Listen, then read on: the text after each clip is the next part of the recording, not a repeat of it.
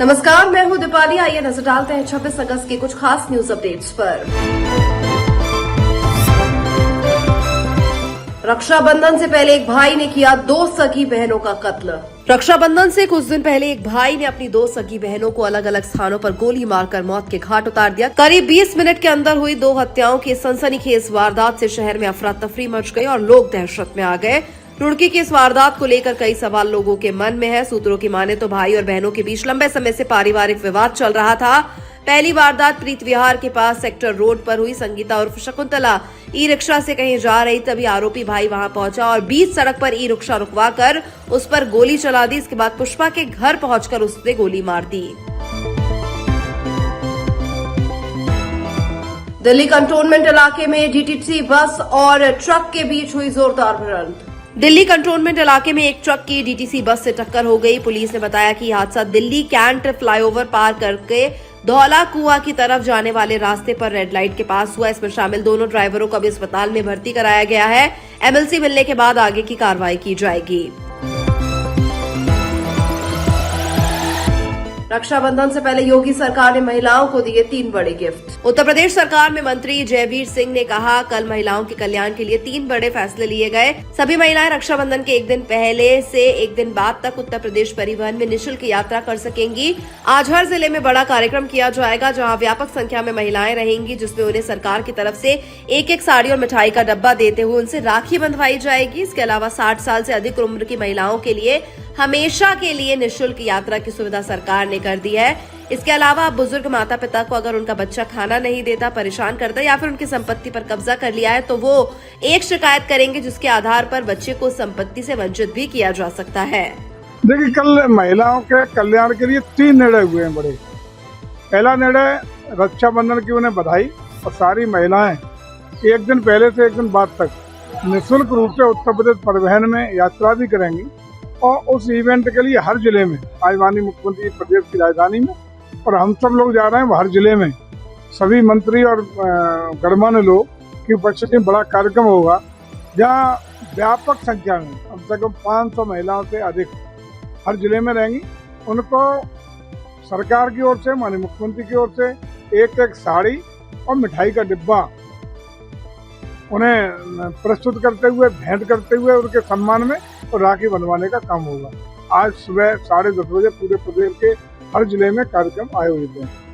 दूसरा, उनके कल्याण के लिए 60 साल से ऊपर उम्र की जितनी भी महिलाएं हैं, तो अपने आईडी कार्ड के आधार पर, आधार हो, वोटर आई कार्ड हो, इसको दिखाएंगी।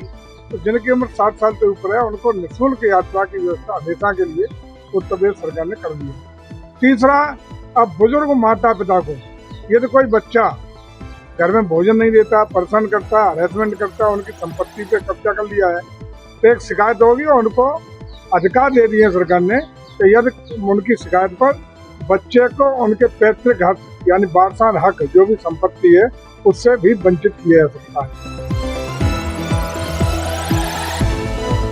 महंगाई पर मंत्री दिलीप घोष का बयान, कांग्रेस की सरकार में क्या था सस्ता। पश्चिम बंगाल सरकार में मंत्री दिलीप घोष ने लोकसभा में नेता प्रतिपक्ष राहुल गांधी के महंगाई के बयान पर कहा, कांग्रेस के जमाने में क्या सस्ता था, उसके अनुपात में देखिए तो हर चीज सस्ती है, इसीलिए उनके पास बोलने के लिए कोई मुद्दा नहीं है।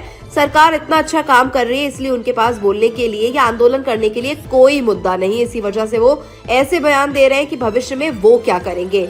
आपने पहले क्या किया? आपने बीच में 10 साल तो राज चलाया, क्या हालात कर दिए थे देश के, सोना तक बेचना पड़ा था। कांग्रेस के जमाने में क्या सस्ता था, उसके अनुपात से देखिए परसेंटेज में हर चीज सस्ता है, इसलिए उनके पास कोई इशू नहीं है बोलने के लिए। सरकार इतना अच्छा काम कर रहा है तो उनके पास कोई इशू नहीं बोलने के लिए, आंदोलन करने के लिए।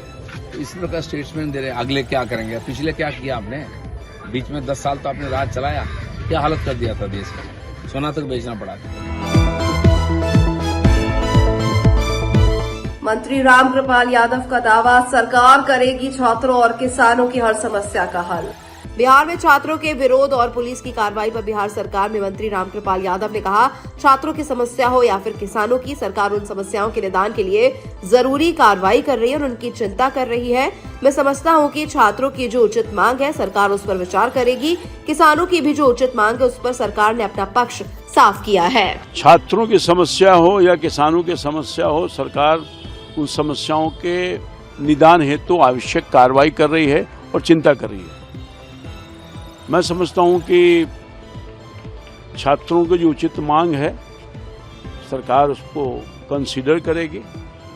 किसानों की भी जो उचित मांग है उस पर भी सरकार स्पष्ट रूप से अपना स्टैंड क्लियर किया है। जबरदस्ती किसी किसान का जमीन नहीं लेने की बात कही गई है। माननीय मंत्री जी ने खुद कहा है, किसानों से संवाद भी किया है और मैं समझता हूं कि कहीं भी कोई समस्या होगी सरकार तत्परता के साथ, किसानों की समस्या हो या छात्रों की समस्या हो, उसके लिए तत्परता के साथ काम कर रही है और करेगी। न्यूज अपडेट में फिलहाल इतना ही। मुझे दीजिए इजाजत। नमस्कार।